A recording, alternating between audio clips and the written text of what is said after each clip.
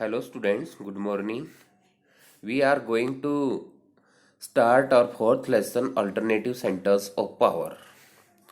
Students अब तक के लेसन्स में हमने पढ़ा है कि अमेरिका जो है वर्ल्ड में सुपर पावर बनकर के उभरा था।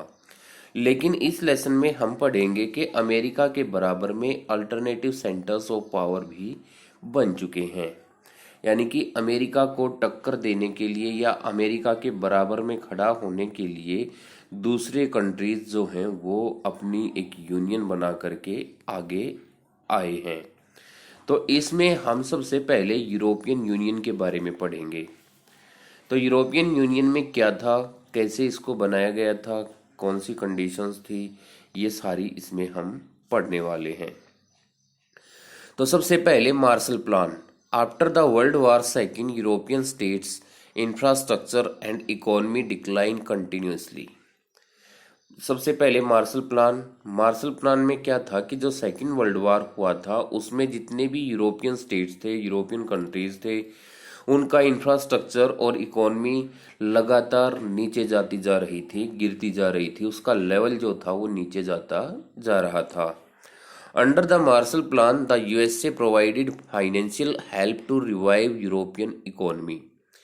लेकिन मार्शल प्लान के तहत क्या किया गया था, यूएसए ने फाइनेंशियल हेल्प दी थी किसको, यूरोपियन इकोनॉमी को रिवाइव करने के लिए या उसको जीवित रखने के लिए या उसको ऊपर उठाने के लिए, उसको अस्तित्व में रखने के लिए क्या किया था, मार्शल प्लान के तहत यूएसए ने उसको फाइनेंशियल हेल्प प्रोवाइड करवाई थी।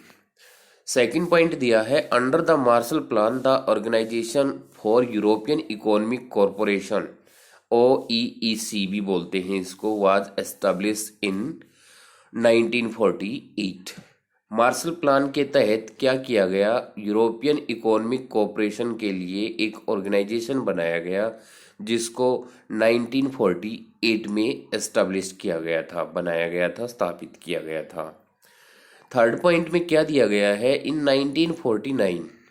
1949 में क्या होता है, the council of Europe established a step forward in political corporation.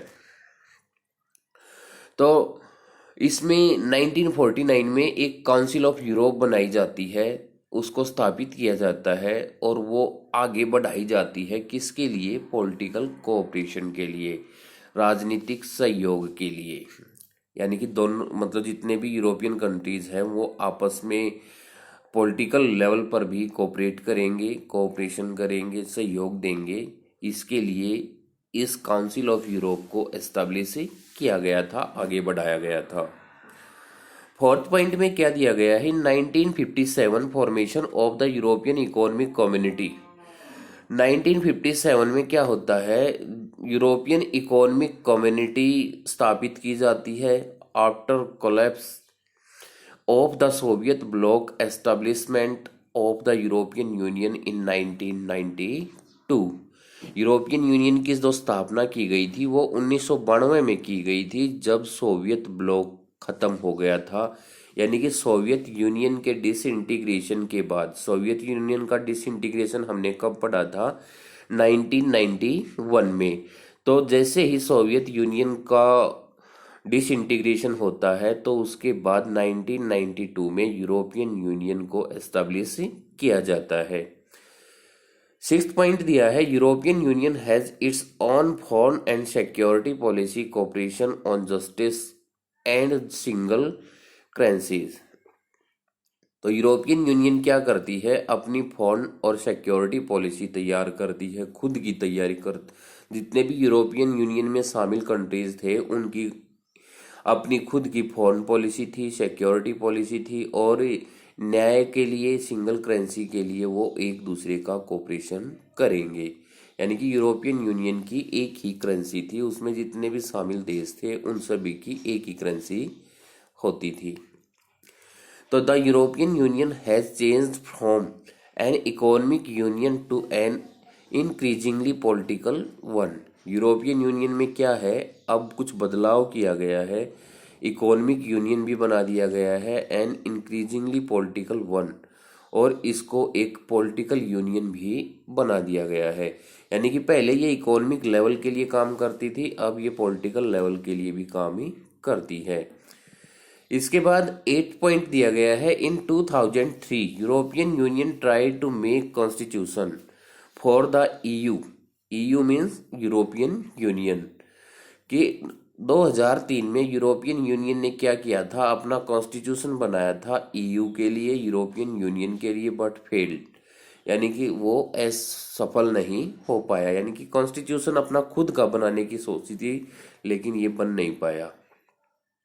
कब बनाने की सोची थी ये? इन 2003। नेक्स्ट आता है features of European union. European union की फीचर्स क्या हैं कि भाई यूरोपियन यूनियन इतने बड़े लेवल पर जो काम कर रहा है तो इसके क्या फीचर्स हैं। तो फर्स्ट पॉइंट दिया है, the EU has good economic political and military influence. कि ईयू जो है economic union, sorry European union has good economic political and military influence. Economic level पर भी, पॉलिटिकल लेवल पर भी, और मिलिट्री इन्फ्लुएंस जो है वो बहुत ज़्यादा है। The EU is the world's biggest economy with a GDP of more than $12 trillion in 2005। European union ने एक बिगेस्ट इकोनॉमी बनाई है अपनी वर्ल्ड पे, और यहाँ पर जीडीपी भी बहुत ज़्यादा है, और यहाँ की जीडीपी डॉलर में दी गई है 12 ट्रिलियन इन 2005। 2005 में 12 ट्रिलियन जीडीपी इसकी आई है।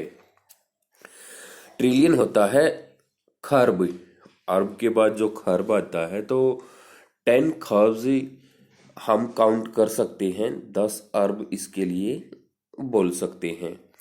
उसके बाद आता है euro can be dangerous for US dollar. Euro जो है वो क्या है, US डॉलर के लिए एक खतरा बन सकती है। Its share of world trade is 3 times larger than that of the US। और इसका जो वर्ल्ड ट्रेड में शेयर है वो US से 3 गुना ज़्यादा है।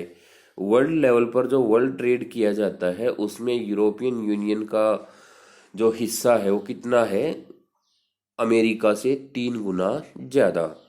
Britain and France permanent seats in the UN security council. और यूरोपियन यूनियन में जो ब्रिटेन फ्रांस शामिल किए गए हैं वो UN सिक्योरिटी काउंसिल के परमानेंट मेंबर भी हैं। Its total expenditure of military is second to the US। World में सबसे ज़्यादा मिलिट्री का खर्चा करने वाला कंट्री कौन है? USA। उसके बाद अगर मिलिट्री पर खर्चा करने की बात आती है तो उसका दूसरा नंबर आता है किसका? EU का, यूरोपियन यूनियन का। 7 पॉइंट आता है, they have 550 nuclear weapons. European union के पास 550 न्यूक्लियर वेपन्स पाए गए हैं। उसके बाद 8th पॉइंट आता है, दे occupy second place in space and communication technology. EU ने दूसरा नंबर हासिल किया है स्पेस और कम्युनिकेशन टेक्नोलॉजी के मामले में। तो ये थी फीचर्स ऑफ यूरोपियन यूनियन। तो हमने यूरोपियन यूनियन के बारे में पढ़ा, फीचर्स ऑफ यूरोपियन यूनियन के बारे में पढ़ा। आप इसको अपनी बुक से दोबारा से रिवाइज करेंगे। अगर कोई भी प्रॉब्लम आती है तो आप ऑनलाइन क्लास में इसको सॉल्व करवा सकते हैं। Thank you.